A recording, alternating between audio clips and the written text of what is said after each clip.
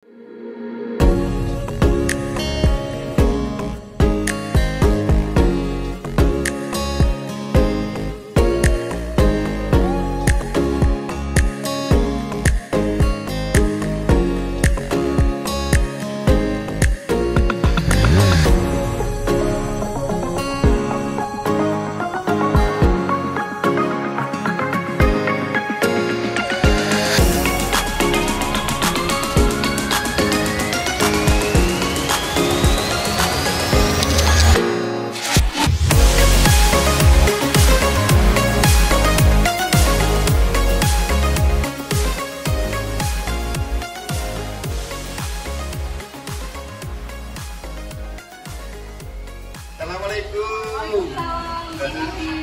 Bagaimana kabarnya Bu Nur Bibi? Ya, bagaimana kabarnya teman-teman? Alhamdulillah. Tetap semangat dan kompak ya. Pak Munir sehat? Alhamdulillah, alhamdulillah. Aduh, saya senang sekali Pak Munir sehat. Sama-sama. Saya itu kalau di SMP Islam Mbak Ulum Kebumas ini senang karena suasananya sangat bersih, indah, ya alami, itu yang saya senang. Monggo Pak. Oh iya, terima kasih.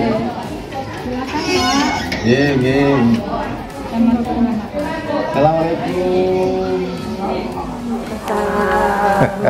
Monggo Pak, silakan. Oh, Bu Nur Bibi. Kita ngobrol di sini ya Pak ya. Oh ya, nyaman di sini. Mohon maaf, apa adanya ini ruangan saya. Nggih. Ya, begini Bu Nur Bibi, beberapa hari yang lalu Bu Nur Bibi kan WA saya, japri saya. Bu Nur Bibi mengharapkan saya bisa singgah di SMP Islam Mambaul Ulum Kebumas. Nggih Pak, betul. Ya, mohon maaf Bu Nur Bibi, beberapa hari ini ya saya dan teman-teman pengawas SMP Kabupaten Gresik kebetulan ada tugas melaksanakan monitoring ABM, yaitu asesmen bakat dan minat untuk peserta didik kelas 9 yang bertujuan untuk memetakan ya peserta didik yang di kelas 9 ini bakat dan minatnya kemana, seperti itu. Bu Nur Bibi, Bu Nur Bibi mengharapkan saya mampir di sekolah panjenengan ini. Ada apa ya kira-kira? Iya Pak, gini loh Pak. Saya ini kan alhamdulillah 2 tahun ini sudah tahun kedua ya Pak ya, sekolah SMP Islam Mambaul Ulum ini melaksanakan kurikulum Merdeka. Nah, ini kan perlu dievaluasi toh Pak nggih. Oleh karena itu saya sudah mengidentifikasi beberapa permasalahan yang memang muncul yang ada dari setiap Bapak Ibu guru mata pelajaran. Nah, ini saya ingin menyampaikan ke Pak Muhid kiranya apakah hasil identifikasi hambatan-hambatan yang dari Bapak Ibu guru mata pelajaran ini saya mengambil tindakan dan sebagainya, itu mestinya pengawas memahami dan mengetahui apa yang sudah saya lakukan. Jadi begitu Pak. Jadi untuk pelaksanaan IKM di sini alhamdulillah kita so far so good sih Pak ya. Jadi sejauh ini insya Allah tidak banyak kendala. Tapi yang namanya perfect itu kan memang harus kita raih nggih Pak nggih. Ada beberapa hal yang memang harus kita pelajari lagi, terus kita perbaiki lagi untuk kedepannya. Untuk tahun berikutnya sampai untuk tingkat ke kelas 9 pun bisa terlaksana dengan baik berdasarkan evaluasi yang sudah kita laksanakan dari tahun-tahun adik-adik kelasnya ini. Ada 3 hal pokok Pak yang mungkin menjadi kendala dari sekolahan. Apa saja itu Bu? 3 hal yang jadi kendala itu kok menarik sekali. Yang pertama itu pada saat proses pembelajarannya itu poin pertama. Terus yang kedua tentang sumber pembelajarannya, sumber belajarnya. Dan ketiga itu tentang pelaksanaan proyeknya. Ini yang selalu ya Pak ya, karena memang yang proyek itu ya P5 itu ya. P5 itu karena memang disinilah bedanya kurikulum Merdeka dengan kurikulum yang lain kan. Betul. Memang proyeknya ini. Betul. Jadi ini memang menjadi sorotan penting buat saya untuk mengevaluasinya. Jadi itu. Dan mungkin nanti pun ada tentang kualitas guru dalam pemanfaatan platform Merdeka Mengajar pun nanti insya Allah akan saya sampaikan ke jenengan. Kira-kira berapa persen itu guru-guru yang sudah mulai aktif sampai pada membuat media dan sebagainya berkaitan dengan pemanfaatan PMM itu, platform Merdeka Mengajar? Iya, hampir 80% lah Pak. Jadi karena memang kita itu setiap ada informasi dari pemerintah mengenai apapun, termasuk dari jenengan dalam pemanfaatan PMM itu, langsung saya sosialisasikan kepada Bapak Ibu guru. Karena kalau tidak disosialisasikan, memang ada beberapa guru yang awalnya tidak respon atau tidak memahami, tapi karena adanya sosialisasi itu akhirnya kita saling bersinergi Pak, terutama dalam rumpun-rumpun mata pelajaran yang sama. Jadi kita saling membantu itu. Di komunitas itu, komunitas belajar itu akhirnya tumbuh ya. Ya kita memanfaatkan komunitas belajar yang ada di sekolah kami. Jadi saya mulai ya Pak ya, tentang poin 3 hal pertama penting itu tadi ya, diurai satu persatu ya. Iya Pak, mohon maaf ya Pak ya. Jadi memang ini kan curahan hati dari Bapak Ibu. Ada tidak semua dari beberapa, hampir 80% Bapak Ibu guru itu sudah mampu untuk menjalankan ini. Tapi memang ada beberapa yang belum, yang perlu diperbaiki. Memang step by step Bu, bertahap. Terutama yang pertama itu dalam proses pembelajaran, di mana di sini yang saya identifikasi yang paling penting itu mengenai pengelolaan kelasnya, pengelolaan Pak. Iya, ada laporan dari guru saya bahwa dengan adanya asesmen diagnostik awal, kan mesti kita untuk mengidentifikasi kondisi anak itu. Bagaimana kondisi anak itu, kita melakukan asesmen diagnostik itu.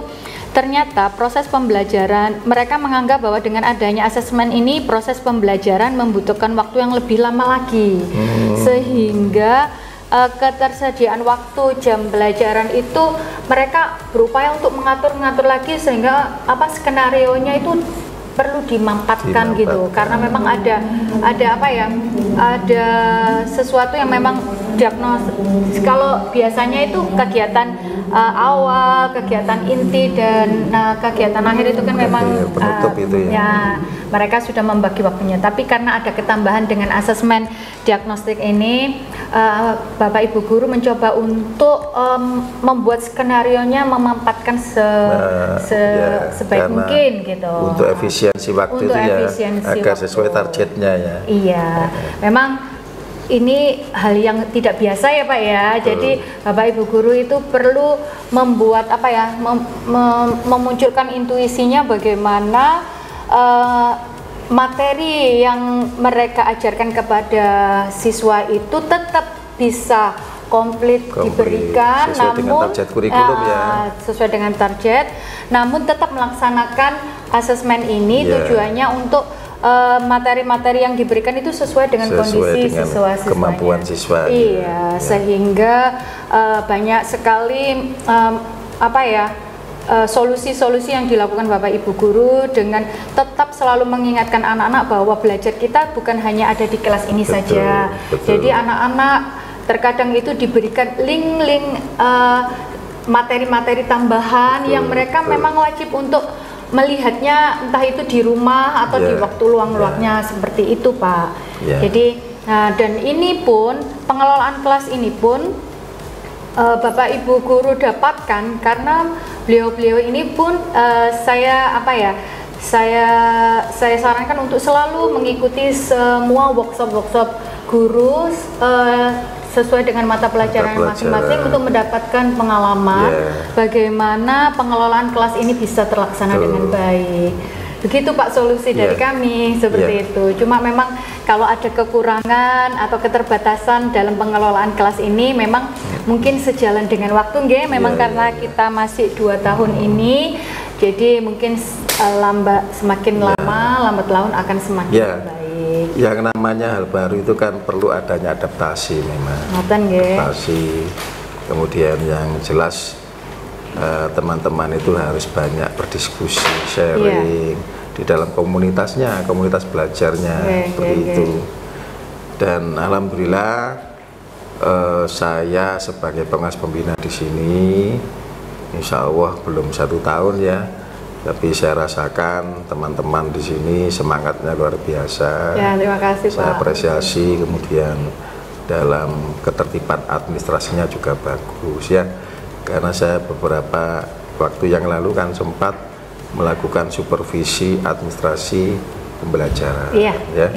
Alhamdulillah teman-teman guru ya sudah bagus ya. Artinya sudah 100% membuat perangkat pembelajaran yang khusus kelas 8 dan kelas 7 ini kan sudah menerapkan kurikulum merdeka. Ini kita lihat sudah bagus lah ya. Memang kalau kita katakan perfect sih belum, tapi menuju ke sana. Seperti yang Panjenengan sampaikan tadi, mendorong teman-teman, motivasi teman-teman untuk aktif di dalam kegiatan, baik itu di sekolah, ya, karena ada MGMP sekolah Bu ya, kemudian di kabupaten maupun tingkat nasional yang sekarang umum itu melalui jarak jauh, yaitu platform Merdeka Mengajar itu. Kemudian untuk yang kendala yang kedua Bu. Tapi sebelumnya juga saya ucapkan terima kasih juga Pak. Kemarin waktu pertemuan monitoring sebelumnya, Pak Muhid kan waktu itu perangkat belajar Bapak Ibu guru kan 100%, kemarin sudah mengerjakan dan jenengan periksa. Dengan adanya itu akhirnya Bapak Ibu guru untuk menguploadnya ke PMM jauh lebih mudah, karena awalnya kan jenengan udah cek itu kan bulan Januari nggih Pak nggih. Jadi kinerja Bapak Ibu guru insya Allah satu demi satu Bapak Ibu guru sudah mulai menguploadnya. Jadi karena poin-poin dari administrasi itu kan ada dan ada nilainya dan alhamdulillah sudah diperiksa sama Pak Muhid ya Pak jadi di bulan kedua ini bulan Februari ini tinggal saya observasi dan sebagainya untuk tetap mengikuti mekanisme di PMM. Kemarin kan saya review itu ya, perangkatnya teman-teman itu alhamdulillah sudah bagus. Yang kelas 7 maupun yang kelas 8 yang mana sudah mengimplementasikan kurikulum merdeka itu ya. Lihat juga modulnya, kemudian rencana pelaksanaan P5-nya, ya itu sudah bagus lah sesuai dengan tema-tema yang dari Kemdikbud itu. Terus ini Pak, poin yang kedua dulu yang saya dahulukan tentang sumber bacaan atau buku pelajaran. Selama ini siswa kelas 7 dan kelas 8 itu kan memang memakai buku pelajaran yang dari pemerintah nggih Pak nggih. Cuma ada beberapa guru yang menginformasikan ke saya, ini hasil evaluasinya, bahwa buku-buku yang dari pemerintah itu ada yang tidak sama antara TP yang dipetakan dengan dipetakan dengan yang harus terlaksana. Jadi begitu. Ada buku guru ya mengatakan bahwa buku pelajarannya kelas 7 dan kelas 8, 7, 8, 9 lah ibaratkan seperti itu. Itu ternyata ada beberapa TP yang memang harus dilaksanakan campuran ya Pak, ada yang dilakukan di kelas 8, kelas 7, padahal itu TP kelas 7 mestinya. Akhirnya Bapak Ibu guru dan saya memberikan solusi, ya sudah kita laksanakan aja, bagaimana enaknya, toh ini nanti dalam fase D ini kan memang semuanya harus terlaksana. Jadi mekanismenya ada yang Ibu guru ya sudah saya mengerjakannya sesuai dengan bukunya. Jadi dengan pemetaan yang ada di bukunya seperti itu. Dan ada lagi yang saya ambilnya sesuai yang apa yang sudah saya petakan. Jadi misalnya kalau ini padahal ini ada di pelajaran kelas 8 atau gimana gitu ya, ada yang seperti itu. Tapi dia sesuai karena mungkin enak sesuai dengan mekanismenya. Jadi kan apa ya, ciri dari mata pelajarannya kan memang berbeda-beda seperti itu Bapak. Jadi memang seperti itu. Terus yang kedua, buku dari pemerintah ini di buku di lembaran akhirnya itu memang ada kunci jawaban dari soal-soal yang ada, misalnya di matematika itu ada kunci jawaban. Lah ini yang namanya anak kan, misalnya kalau sumber belajarnya kalau hanya dari buku itu, mereka kurang termotivasi karena udah tahu jawabannya seperti itu. Nah ini mungkin masukan saja nggih Bapak ya. Bahkan buku yang dari swasta atau dari penerbit yang lain mungkin seperti itu juga. Akhirnya ini yang menuntut Bapak Ibu guru untuk lebih kreatif lagi Bapak. Lebih kreatif lagi untuk membuat soal-soal pertanyaan-pertanyaan yang memang tidak ada jawabannya di situ, tapi mengajak anak-anak untuk menganalisanya dengan lebih baik. Jadi ini memang kerja Bapak Ibu guru yang mungkin lebih ekstra dan ini memang butuh effort ya. Jadi Bapak Ibu guru akhirnya harus belajar lagi lebih banyak begitu Bapak. Justru di situ ya akhirnya teman-teman guru itu saya lihat ya, baik di lembaga negeri maupun swasta yang sudah mengimplementasikan kurikulum Merdeka ini ya, baik secara mandiri maupun yang merupakan sekolah sasaran, itu mau tidak mau ya harus lebih aktif, lebih kreatif ya. Kemudian banyak melakukan sharing ya, komunikasi dengan teman-teman katakanlah yang sudah dianggap mumpuni seperti itu ya. Justru disitulah saya melihat itu peningkatan aktivitas guru yang saya pantau itu ya. Kemudian mau tidak mau dengan adanya lebih intens ya mencari sesuatu yang baru keterkaitan dengan kebutuhan Bapak Ibu guru di dalam kegiatan pembelajaran, ini meningkatkan kompetensi guru mau tidak mau ya kan, dipaksa ini, untuk dipaksa lebih baik lagi, ya. Nggak masalah, yang penting kan prosesnya sesuai dan tujuannya tercapai. Itu aja. Malahan Pak, dalam penggunaan buku pelajaran ini itu kan kalau di dalam buku itu kan memang materinya sedikit ya di buku itu, cuma disediakan barcode atau link-link tertentu. Nah ini memang Bapak Ibu guru memang perlu disosialisasikan untuk memanfaatkan buku itu sebaik mungkin, mengajarkan ke anak-anak.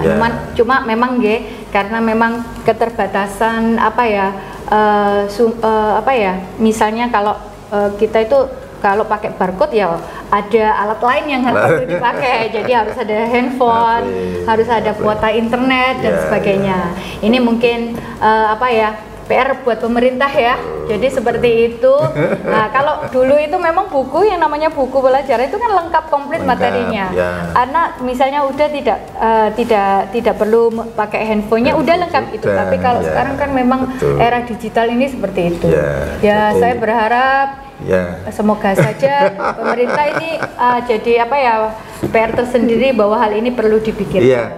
Gitu. Jangankan di kalangan teman-teman guru ya, di teman-teman pengawas ya mau tidak mau ya kita harus melek IT. Iya Pak. Ya, begitu pula sampai pada anak-anak kan itu dituntut ya mudah-mudahan lah guyonan saya nanti ada kebijakan pemerintah program internet gratis. Amin ya, itu ya Pak ya, itu perlu diadakan lagi seperti masa itu dulu ya Pak ya. Karena kalau memang dari pemerintah tuntutannya seperti ini, tolong disiapkan juga fasilitasnya, terutama buat kami sekolah menengah ke bawah ini, dari ibaratkan itu pasarnya menengah ke bawah ini ya. Jadi seperti itu. Kita memang sekolah yang seperti ini, tapi memang semoga bisa jadi sumber generasi yang kuat Pak ya, terutama di era Indonesia emas nanti. Jadi nanti Ya internet gratis, ya makan siang gratis, ya susu itu. gratis. Lah itu betul, internet gratis. Ya. Mohon di apa ya? Ini penting Pak ya. Saya senang sekali Pak Muhid ini mengangkat ini ya. Sudah pakai internet gratis, makanya gratis lagi, nggih Pak ya? Nggih. Susu gratis lagi tambah gizi ya. Nah, itu makin Pak, sehat. hilangkan stuntingnya ya Pak ya. Nah, itu Pak ya. Terus untuk yang ke poin yang ketiga ini project ini Pak. Oh iya. Ya. Alhamdulillah nanti yang sudah terlaksana sudah berapa tema di sini? Ini kalau sampai kelas ini berarti 5 tema. Sekitar 5 tema. Nah, ini gini Pak. Kita kan dalam satu tahun itu dalam 3 periode ini ya, jadi tahun pertama, kedua, ketiga ini kan fase D ini semua tema kan memang harus tercapai nggih Pak nggih. Tinggal kita mengaturnya tema-tema itu terlaksana pada tahun keberapa. Ya, jadi seperti itu. Cuma memang ada Pak, kita memang maunya sih perfect ya Pak ya. Setiap tema itu kita kerjakan dengan sebaik-baiknya.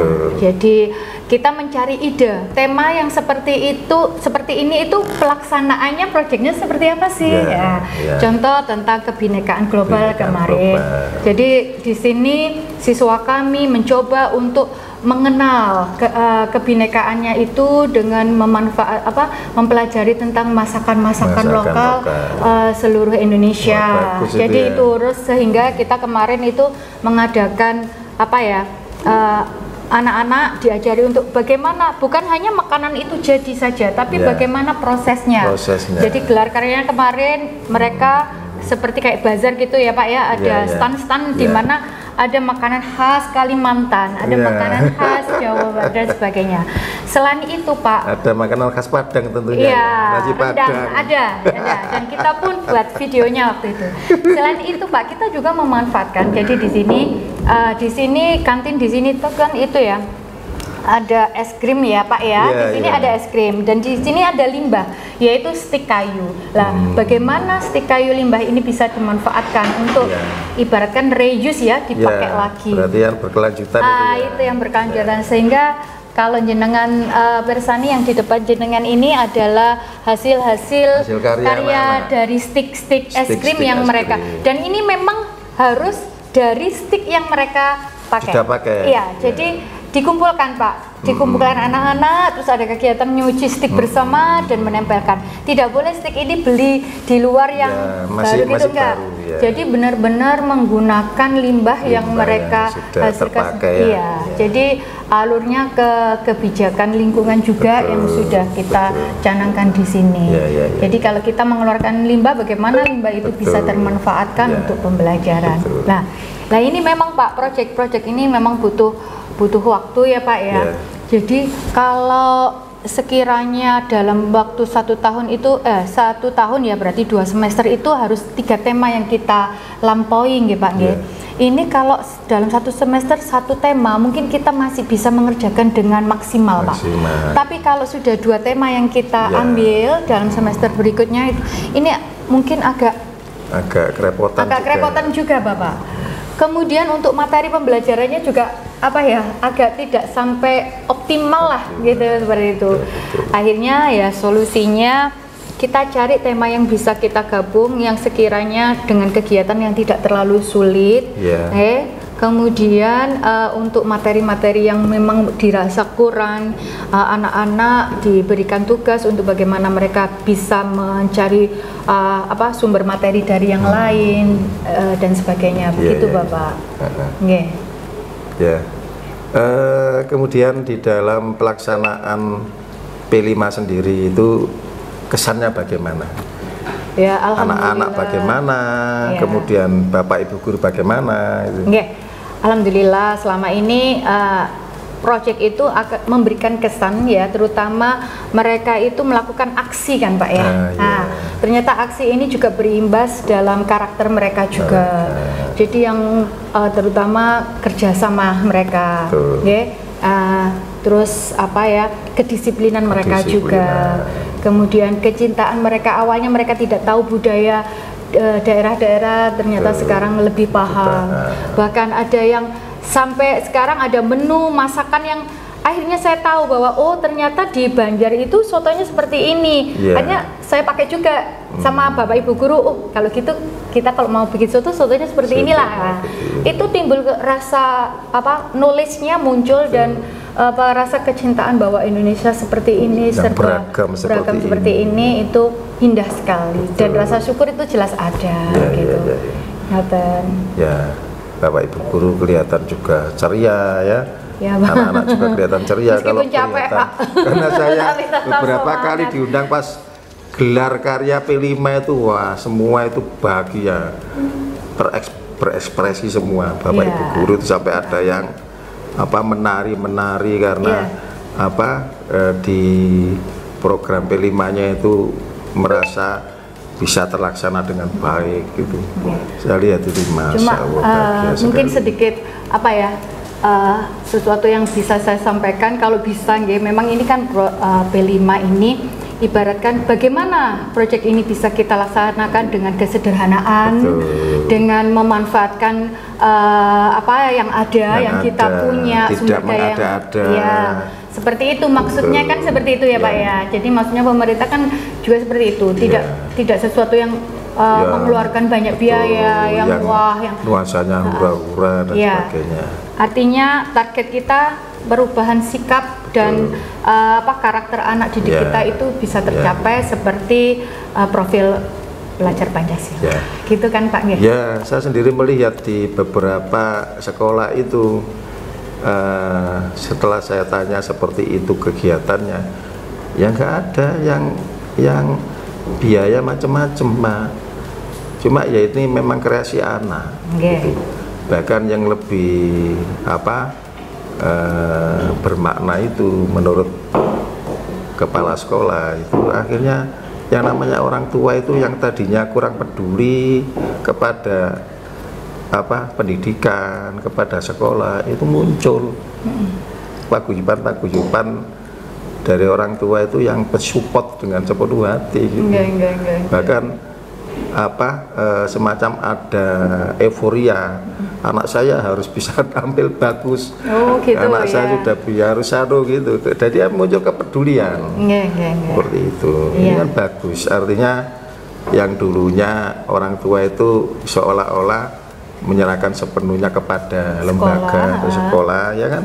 Sekarang orang tua mau tidak mau terpanggil, kan, mensupport seperti itu. Ya Pak, nanti hal seperti itu mungkin bisa diimbaskan juga di sekolah.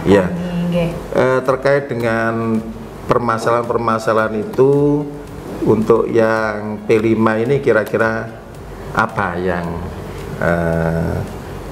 merupakan rencana untuk problem solvingnya dari kegiatan di sini di SMP Islam Mambaul Ulum Kebumas ini? Jadi gini, dengan adanya P5 ini Bapak nanti paling tidak sampai lulusan dari SMP Islam Mambaul Ulum itu anak-anak ini diharapkan mempunyai adab yang baik dari situ, kemudian karakter akhlakul karimah kemudian berilmu. Lebih marah seperti itu. Jadi paling tidak lulusan dari sekolah kami ini punya ciri seperti itu, 3 hal itu. Jadi adab, akhlak, dan ilmu.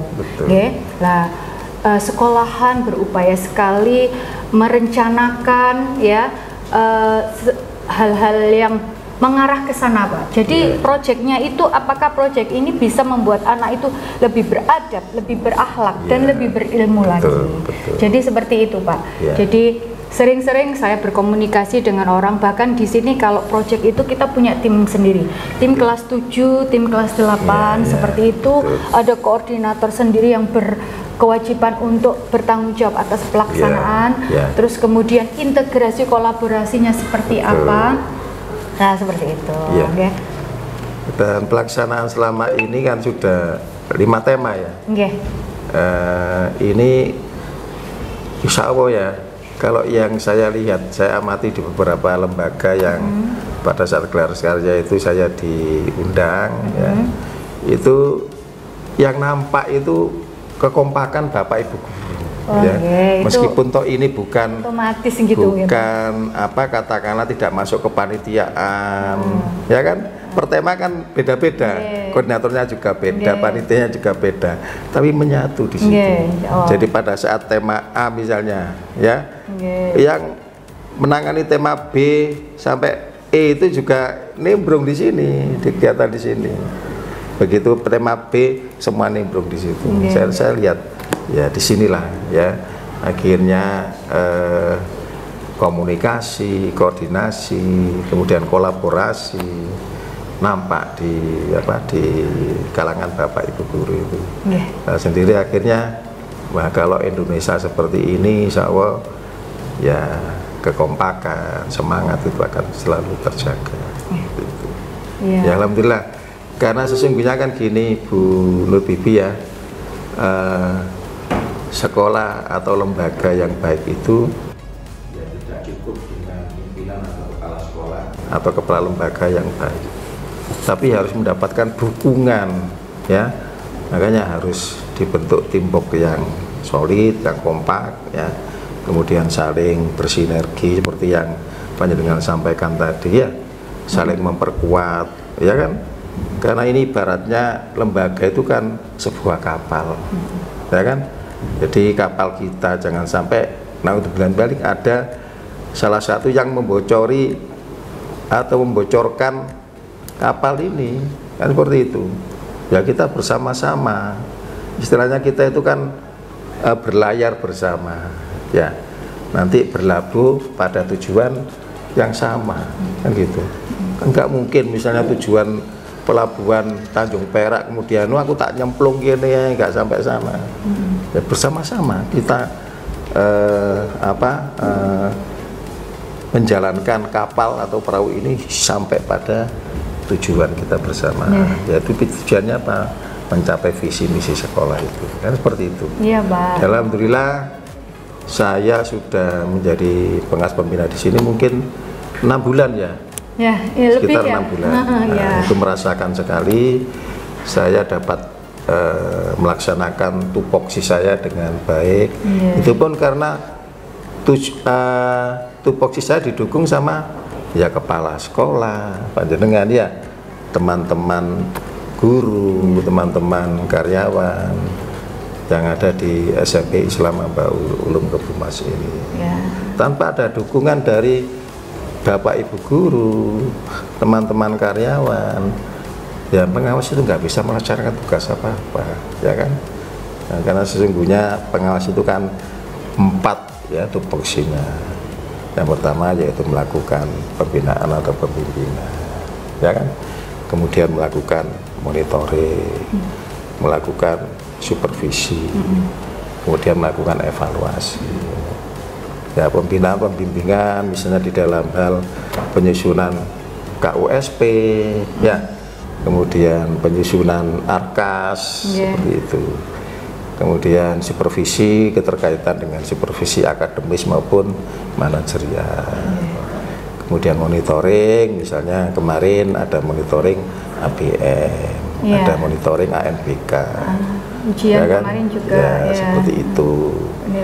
Kemudian evaluasi keterkaitan ini yaitu evaluasi kinerja kepala sekolah utamanya, kemudian mengintip karena sesungguhnya evaluasi kinerja guru itu kan kepala sekolah leading sektornya ya, tapi pengawas kan tetap harus memantau ya kan kegiatan dari evaluasi kinerja guru itu ya, yaitu PKG, penilaian kinerja guru. Kalau yang leading sesungguhnya pengawas itu kan PKKS, penilaian kinerja kepala sekolah. Jadi 4 kali ini saya selama 6 bulan ya merasa bahagia, merasa bangga, saya mengapresiasi dengan kerjasama antara saya selaku pengawas pembina dengan seluruh warga SMP Islam Mambaul Ulum Kebumas. Ya, saya kira itu Bu Nur Bibi, karena saya juga harus bergeser yang melakukan pembinaan ke lembaga yang lain ya. Alhamdulillah panjenengan sudah bisa menyampaikan unek-unek ya, ya seperti itu, dan insya Allah sudah bisa mencari solusi ya yang terbaik, kemudian nanti mengeksekusi apa yang sudah panjenengan rencanakan tadi. Seperti itu, karena memang tugasnya kepala sekolah itu selalu melakukan evaluasi ya, evaluasi selalu seperti itu ya kan, karena kondisi tahun pelajaran 2023-2024 beda dengan kondisi tahun pelajaran 2022-2023, nggak sama.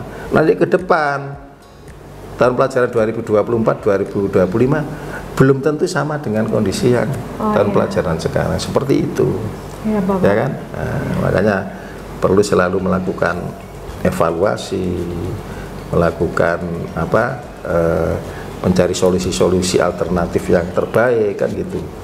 Tentu saja mampu mengadaptasi semua yang mau kita hadapi, karena dari tahun ke tahun, dari bulan ke bulan, dari hari ke hari kan kadang berubah ya kan, ya seperti itu. Terima kasih Bu Nur Bibi ya. Pak, ya. Salam saya kepada seluruh teman-teman guru dan karyawan SMP Islam Mambarul Ulum. Bu Mas ya, yang penting tetap sehat ya, selalu semangat, dan jaga kekompakan ya, soliditas itu ya. Barakallah Pak. Amin. Matur suwun. Assalamualaikum. Waalaikumsalam warahmatullahi wabarakatuh. Enggak Pak. Terima kasih ya Pak ya. Sama-sama Bu. Semoga berkah ya Pak ya. Amin. Matur suwun. Monggo. Assalamualaikum. Waalaikumsalam warahmatullahi wabarakatuh.